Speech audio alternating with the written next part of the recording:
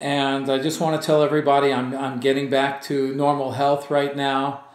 And I feel very thankful I made it out of this hospital alive, because I almost died twice at St. John's Hospital in Camarillo, California. And I want to tell my story simply because, as you know, in my life I do hypnotherapy. I do different types of programs in ERT to help people overcome certain addictions or habits. But I actually had a real physical problem, and I went to a hospital thinking that the doctors and the nurses there knew what they were doing and that they would help me. But I had no idea that what they were actually doing was chemically over-poisoning my entire central nervous system, physiologically, neurologically, and biologically. And they almost shut my heart down to the point of where I almost died twice in this hospital. And it's important that I now tell my story so you can understand how concerned I am about people like me or other people going into a hospital, hoping that that doctor is going to help them, hoping that that medicine is going to help them or cure them, when maybe the prescription medicine itself might be your own death trap and might cause your own death and demise.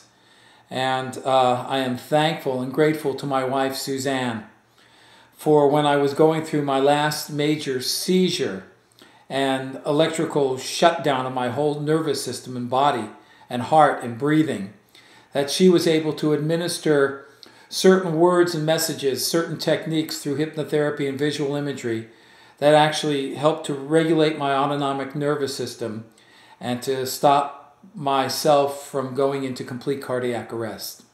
First of all, February 5th, Monday morning, I wasn't feeling well. I thought maybe I had some food poisoning. My stomach was hurting. I was getting intestinal cramping. So I went to the emergency hospital. Suzanne, my wife, drove me Tuesday morning from Ojai, California to St. John's Hospital in Camarillo, California. Almost about a 50-minute drive, because we felt that that was a really reputable hospital and that they knew what they were doing. Anyway, I got to the hospital, and as soon as I could barely walk, I was in extreme pain. So they took me into the emergency room, where they immediately hooked me up to medication.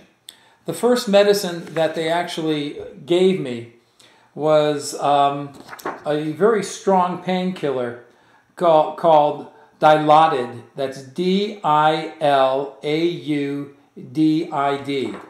This is a chart, actually, that will show you all of the different medications that I was given. All of the yellows mark the various medications that I was given. Here's the other side. During my stay in this hospital, the medicines included Ativan, Dilaudid, morphine, Flagyl, Zofran, Zofran, and a medicine called cefoxitin, Cefoxitin. Also a chemical called Toradol, Toradol, Toradol. Anyway, I was administered into the emergency room, where the doctors they did the x-rays, they did a CAT scan, and they thought two things were wrong with me. Number one, they thought my intestines got twisted in my stomach, so I was having intestinal blockage. They also thought that I was suffering from an appendicitis, that my appendix was ruptured. And so the first diagnosis from the surgeon was they were going to be performing two surgeries, opening up the intestines, straightening out the damaged intestines or removing some, and removing my appendix. At about 6:20 a.m., another surgeon looked over my documents and wasn't sure about that diagnosis. And I also told him that years ago I suffered from Crohn's disease, which is an intestinal inflammation, an intestinal disease. So they put me into the hospital. So they put me in a hospital room. They hooked me up intravenously. I wasn't able to drink any liquids for a few days, but they actually were putting these chemicals into my body continuously. As the Dilaudid started to take effect, my blood pressure started to drop tremendously, and I started losing consciousness. My wife was by my side. I could barely communicate and speak to her. I could periodically open my eyes and look at her. I could only remember certain few words that she was saying.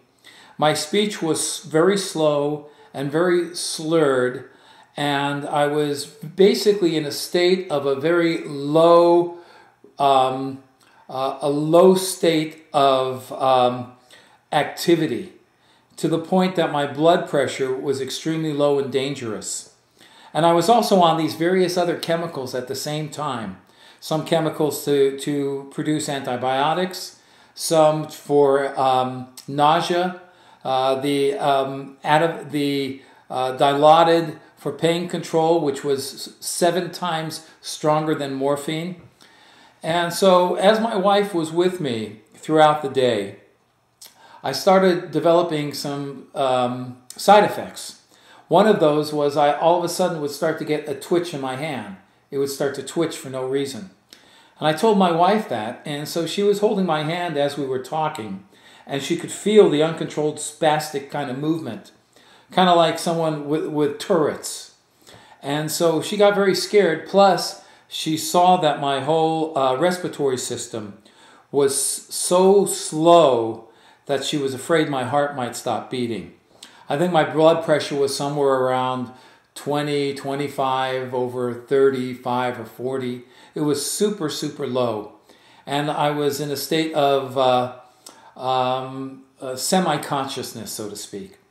So she was very concerned about this, and so she went to the nurses and told them I was experiencing these side effects. And so they switched me from Dilaudid to morphine. And so I was on all these various chemicals, including morphine. And I was hooked into these intravenously. Every few hours, a nurse would come and they would, through a catheter, insert more medicine into my body.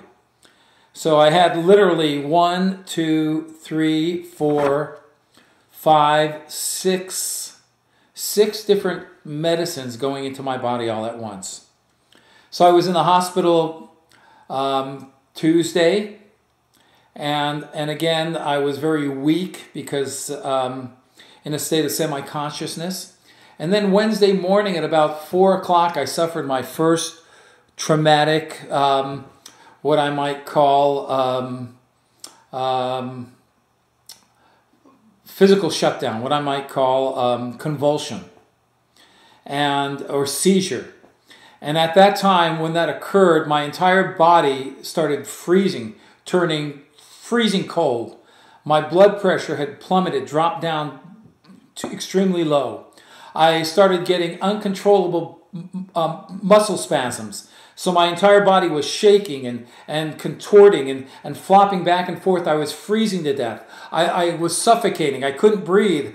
I was gasping and gasping for air. And I was calling the nurses and begging for help. I was begging for them to bring in even a doctor, which they didn't. And they were just putting blankets and blankets and blankets over me. I called my wife. I told her I thought I was dying. And so Suzanne called the hospital real quickly afterwards and was speaking to them. And so what they did was they shot me with more morphine. And when they shot me with more morphine, it slowed down my autonomic nervous system, my respiratory circulatory system, and it helped to slow my heart beating. And again, it put me into that semi-comatose type of state. But it freed me from this seizure that I was having, because I was really having a real physical seizure. So they continued the morphine, they continued all the drugs and chemicals. The doctor came in. Now the new diagnosis was that it's not Crohn's, it's not having to remove my appendix, but now the new diagnosis was that I have some type of intestinal bacteria which swelled my intestine and blocked my intestine. So they continued the medicine. And every time they continued the morphine, it kind of made me feel kind of sick. sick to my stomach. All the drugs were making me feel sick to my stomach. I'm very depressed. And I was having trouble breathing, having trouble sleeping. So that was Wednesday. I went through Thursday, and then Friday morning at about 4 a.m., I woke out of a sleep, and this time the seizure was probably 500 times greater. My entire body shook like a 10.0 earthquake. I was gasping for air. I was freezing cold. I couldn't breathe. I was suffocating. I had extreme chills, freezing to death. So I called the nurses in, and literally 5 nurses came into my room. 5 Filipino nurses came into my room, and they were looking at me, and they were saying, he's turning blue, he's turning blue. They didn't know what to do. They were just taking my blood pressure, and I was screaming and yelling in sheer agony and saying, I'm dying, I can't take it, I can't breathe, I'm suffocating. My heart was beating out of my chest. I was begging for them to bring a doctor in, to get a doctor, which they didn't leave the room. They didn't call a doctor. So I picked up the telephone, barely grabbed it, and called my wife. I said, Suzanne, I'm dying. I can't breathe. I'm suffocating. I'm going through the seizure. Please help me. God, please help me. And Suzanne told me to put the phone near my ear. And a few years ago, I trained Suzanne in visual imagery and hypnotherapy. So she did a process on me. And as she did this process on me, all the nurses just looked around. They were scared. You could tell they were scared. They weren't leaving the room. And all they kept doing is testing my blood pressure and basically not allowing me to see what my blood pressure was. And then they had needles in their hands wanting to inject morphine. And I said, no more chemicals. I said, your medicine, your chemicals are poisoning me. They're killing me. I knew I was experiencing severe negative side effects. And so after about 30 minutes of thinking my heart was going to stop, that I was going to have a heart attack or just simply shut down and die, and Suzanne working on me with these visual imageries and messages and hypnosis and breathing, and finally I felt a change. So instead of suffocating, I was starting to breathe again. They hooked me to oxygen. And I finally started calming back down. And I told the nurses, because there were no doctors in the room, I said, you will not give me one more medicine anymore. I'm not taking any more of these poisonous medicines because you're killing me here in this hospital. And I refused to take any more medicine. They had me on the saline solution intravenously, but they stopped all of the medicine. Every few hours they kept coming by, well, this is your nausea medicine, this is your pain medicine. And I said, no. I said, your medicine has been killing me. You don't know what you're doing. They didn't know what they were doing. They were just basically there to watch me die without even calling a doctor. And this is a hospital, St. John's Hospital in Camarillo. So, I started feeling better because I wasn't on so much medicine. And the doctor came in and during the day, and I told him I wanted to leave, which I did. I was going to leave that hospital no matter what. No matter what, I was going to leave that hospital. Whether I had to pull out the needles in my veins and run out of there, I was not going to stay one more day in that death trap, because they did not know what they were doing. They were poisoning me. And so they had me eat some food. They saw that I could eat food and that I was getting better. So they released me out of the hospital. Before they did, my wife came in. And when my wife came in, the one young nurse that evening was in the room, and my wife asked her what she saw, and she said, we saw him shutting down, his whole entire body turning blue, his face blue, everything blue, and we were scared. We didn't know what to do. That's what she told my wife. So she walked out of her room, and the other nurse that was there, which was a seasoned nurse, which wasn't there in the evening, but was in this hospital for about 30 years, when I told her, I said, you know, they had me on Dilaudid and morphine, and can that create a problem? And she said, it sure could. She said that I had a severe allergic reaction. She said my whole electric system, she called it my electric system, shut down. And she said people have died in the hospital, in this hospital, because of these drugs. This is what she told me. And so I was real glad to get out of that hospital. And I owe my wife to saving my life. And then